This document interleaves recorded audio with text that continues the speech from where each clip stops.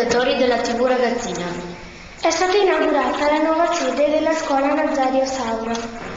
Alla gioia per il nuovo e moderno edificio si affianca la preoccupazione degli abitanti per il vecchio e pericolante stabile. Quale sarà il suo destino? A San Giacomo, una frazione del comune di Vittorio Veneto, in una zona centrale, tra la chiesa parrocchiale, il monastero cistercense, la banca ed alcuni esercizi pubblici, si trova un edificio pericolante ed abbandonato. Si tratta di quella che fino a qualche anno fa era la scuola elementare Nazario Sauro, ora trasferita in una nuova sede. L'edificio risale al 1909 e si trova in un evidente stato di degrado e di abbandono. Sentiamo cosa ne pensano gli abitanti di San Giacomo. Secondo te, come potrebbe essere riutilizzato questo vecchio edificio? Per me potrebbe essere riutilizzato facendo uno spazio per noi ragazzi per divertirsi un po' e giocare. Qua è veramente una cosa bella che potevano fare, un bel centro commerciale per tutti quanti che abitiamo qua in San Giacomo. Poi potrebbe diventare un parcheggio auto per agevolare i clienti dei negozi e le strutture e i servizi che circondano San Giacomo. Mi piacerebbe che questa scuola diventasse una biblioteca a disposizione di tutti i cittadini.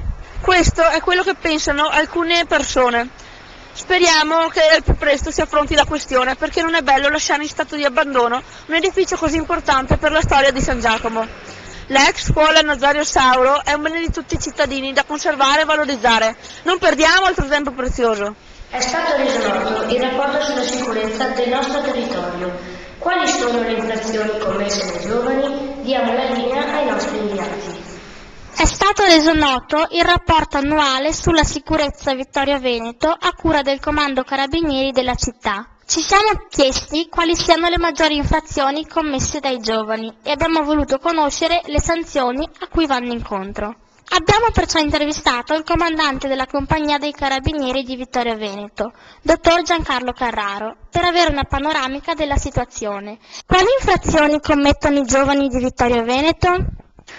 I reati che maggiormente commettono sono sicuramente quelli legati al vandalismo, attraverso magari l'imbrattamento di mezzi pubblici, piuttosto che magari di strutture pubbliche quali le scuole, i cinema. Questi sono i reati che maggiormente commettono.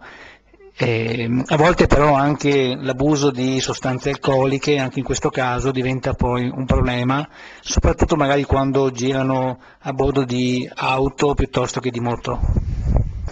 Ci troviamo con il dottor Pizzin Rodolfo, giudice presso il Tribunale di Pordenone. A lui rivolgiamo alcune domande.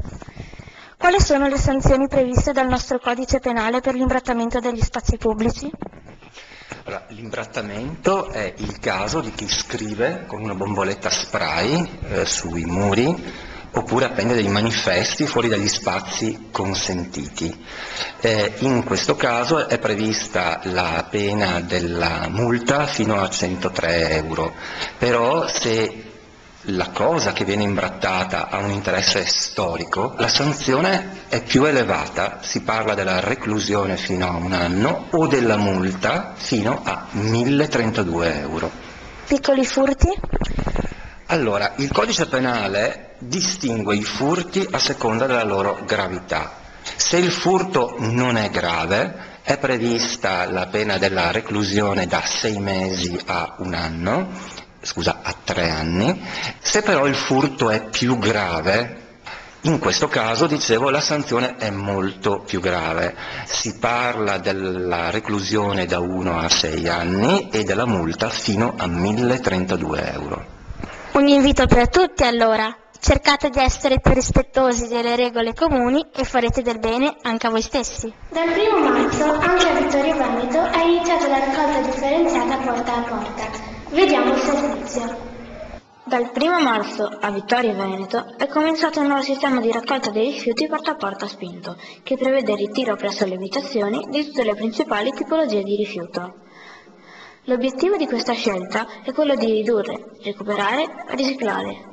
Si è voluto così rendere il servizio migliore e dare maggior decoro al territorio comunale. In tutte le famiglie bisogna fare attenzione al calendario che indica le date stabilite per la raccolta delle diverse tipologie di rifiuti. La sera prima del giorno stabilito per il ritiro, i cittadini dovranno portare il bidone o i sacchetti all'esterno dell'abitazione. La mattina successiva i tecnici della società Savno, ditta incaricata dal comune, passeranno di casa in casa a raccogliere quanto depositato. È un segnale di rispetto dell'ambiente e di pulizia, che deve essere mantenuto e salvaguardato. Speriamo che Vittoria Veneto possa guadagnare alcune posizioni nella classifica dei comuni più ricicloni d'Italia e possa diventare un modello da imitare. E adesso ci lasciamo con un simpatico zizzetto. Grazie per averci seguito. Ciao!